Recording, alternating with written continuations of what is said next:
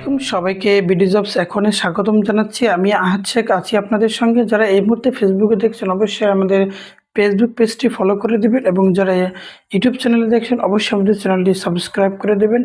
নিয়মিত চাকরি সম্পর্কে ভিডিও পেতে আপনারা অবশ্যই আমাদের সাথে থাকবেন।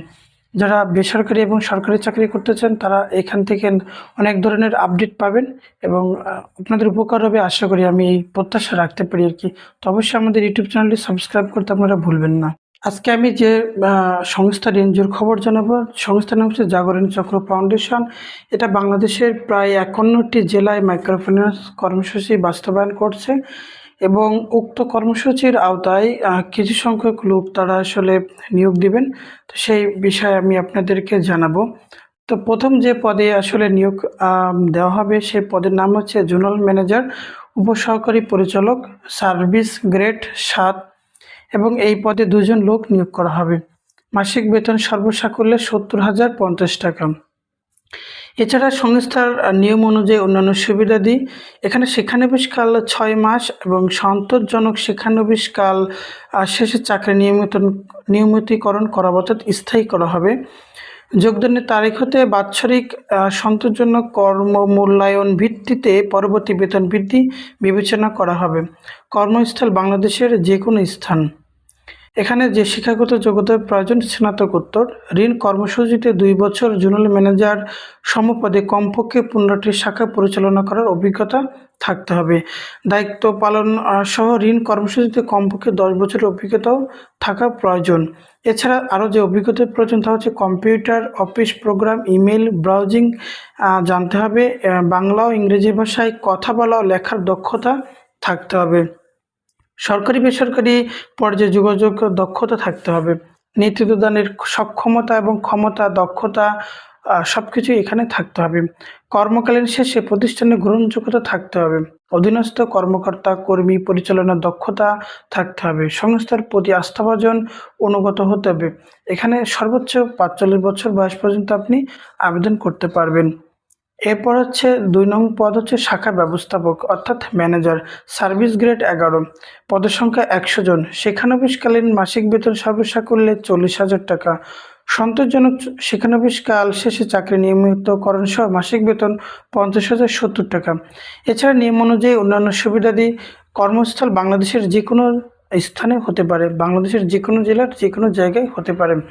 এখানে শিক্ষাগত যোগ্যতা স্নাতকোত্তর এবং অভিজ্ঞতা থাকতে হবে 8 বছরের এবং জাতীয় পর্যায়ে এনজিওতে ন্যূনতম 3 বছরের অভিজ্ঞতা থাকতে হবে। কম্পিউটারের পাশাপাশি অফিস প্রোগ্রাম এবং ইমেল ব্রাউজিং জানতে হবে এবং সরকারি বেসরকারি বিভিন্ন পর্যায়ে যোগাযোগের যে বিষয়টা এটাও তার অবগত থাকতে হবে এবং অভিজ্ঞতা থাকতে হবে। এছাড়া এই কাজের জন্য তাকে অবশ্যই মোটরসাইকেল চালানোয় পারদর্শী হতে হবে এবং তাকে বৈধ ড্রাইভিং লাইসেন্স থাকতে হবে। তৃতীয় পদ হচ্ছে শাখা হিসাবরক্ষক, সিনিয়র অফিসার, সার্ভিস গ্রেড 13। এখানে 100 জন লোক নিয়োগ করা হবে। মাসিক বেতন সর্বসাকুল্যে 30,000 টাকা এবং সন্তোষজনকভাবে শিক্ষানবিশকাল শেষে চাকরি নিয়মিতকরণ করা হলে তার বেতন ধরা হবে 37,070 টাকা। এছাড়া নিয়ম অনুযায়ী অন্যান্য সুবিধাদি তিনি পাবেন। কর্মস্থল বাংলাদেশের যে কোনো জেলায় হতে পারে এবং এখানে আপনার শিক্ষাগত যোগ্যতা থাকতে হিসাব বিজ্ঞান অথবা ব্যবস্থাপনায় স্নাতকোত্তর। ঋণ কার্যক্রমে শাখা হিসাবরক্ষক পদে মিনিমাম 3 বছরের তার কর্মদক্ষতা থাকতে হবে। এছাড়া অফিস প্রোগ্রাম, ইমেল ব্রাউজিং ইত্যাদি বিষয়ে তার জ্ঞান থাকতে হবে এবং টাইপিংয়ের ক্ষমতা বাংলা এবং ইংরেজি উভয়ে তার দক্ষতা থাকতে হবে। কর্মকালীন শেষে প্রতিষ্ঠানে তার যোগ্যতা থাকতে হবে এবং তাকে অবশ্যই মোটরসাইকেল চালানোয় দক্ষ, বৈধ ড্রাইভিং লাইসেন্স তাদের অগ্রাধিকার দেওয়া হবে এবং এই পদে সর্বোচ্চ আবেদনের বয়সসীমা 35 বছর নির্ধারণ করা হয়েছে।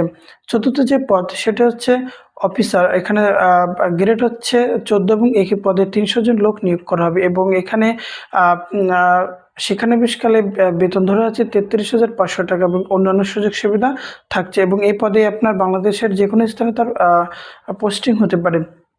এখানে আপনার শিক্ষাগত যোগ্যতা স্নাতক এবং সমমান পাস। ঋণ কার্যক্রমের অভিজ্ঞতা থাকতে হবে এবং প্রত্যন্ত অঞ্চলের জনগোষ্ঠীর সঙ্গে কাজ করার তার মানসিকতা থাকতে হবে। বাইসাইকেল অথবা মোটরসাইকেল চালিয়ে তার কাজ করার মানসিকতা থাকতে হবে। এছাড়া কম্পিউটার প্রোগ্রামিং অন্যান্য বিষয়ে তার থাকতে হবে। এখানে যাদের বৈধ ড্রাইভিং লাইসেন্স আছে তাদেরকে অগ্রাধিকার দেওয়া হয় এবং এই বয়স সর্বোচ্চ 35 বছর এখানে নির্ধারণ করা হয়েছে। পঞ্চম যে পদটি হচ্ছে পিয়ন কাম গার্ড চুক্তিভিত্তিক সার্ভিস গ্রেড 17।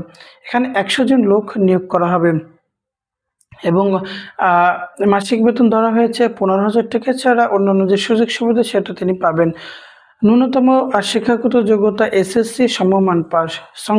সংশ্লিষ্ট কাজে অভিজ্ঞত প্রার্থীদেরকে আসলে অগ্রাধিকার দেওয়া হবে এবং বয়স 30 বছর।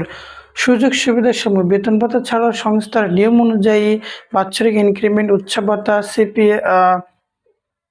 সিপিএফ, গ্র্যাচুইটি, বৈশাখী ভাতা, ইনসেন্টিভ বোনাস, লাঞ্চ ভাতা, অর্জিত ছুটি, নগদায়ন, দূরত্ব ভাতা, মোবাইল বিল, যাতায়াত ভাতা, মোটরসাইকেল ঋণ সুবিধা, পারফরমেন্স ভাতা, সন্তানের ভাতা সহ অন্যান্য সুবিধা প্রাপ্য হবেন। এছাড়া নির্ধারিত মেয়াদান্তে যোগ্যতা, দক্ষতা, কর্ম মূল্যায়নের ভিত্তিতে উচ্চতর পদে পদোন্নতির সুযোগ রয়েছে। 5 নং পদ ব্যতীত সকল পদের শিক্ষানবিশকাল 6 মাস। 5 নং পদ ব্যতীত সকল পদের জন্য সকল পরীক্ষায় কমপক্ষে 3য় বিভাগের শ্রেণী থাকতে হবে। গ্রেড পদ্ধতির ক্ষেত্রে 4 পয়েন্ট মাত্রার স্কেলে কমপক্ষে 2 পয়েন্ট এবং 5 মাত্রার স্কেল কমপক্ষে 2.50 মানে সিজিপিএ থাকতে হবে। এখানে আপনি কিভাবে আবেদন করতে পারবেন? নির্বাহী পরিচালক, জাগরণী চক্র ফাউন্ডেশন বরাবর আবেদন করতে হবে।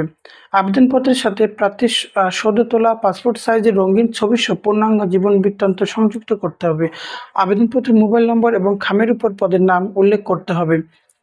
শাখা ব্যবস্থাপক, হিসাবরক্ষক ও অফিসার পদের জন্য রেজিস্ট্রেশন ফি বাবদ 300 টাকা পরীক্ষা কেন্দ্রে জমা দিয়ে মানি রিসিট সহ নির্বাচনী পরীক্ষায় আপনাকে অংশগ্রহণ করতে হবে। পরবর্তীতে নির্বাচিত প্রার্থীদের চূড়ান্ত নিয়োগের সময় শাখা ব্যবস্থাপক পদের জন্য 20,000 টাকা এবং শাখা হিসাবরক্ষক পদের জন্য 15,000 টাকা এবং অফিসার পদের জন্য 10,000 টাকা জামানত মুনাফা সহ ফেরতযোগ্য জমা দিতে হবে। জামানতের টাকা জাগরণী চক্র ফাউন্ডেশন শিরোনামে শুধুমাত্র MICR পে অর্ডারের মাধ্যমে জমা দিতে হবে। নগদ বা অন্য কোনো মাধ্যমে এ অর্থ গ্রহণ করা হবে না। এছাড়া 300 টাকার নন জুডিশিয়াল স্ট্যাম্পে অঙ্গীকারনামা প্রদান বাধ্যতামূলক।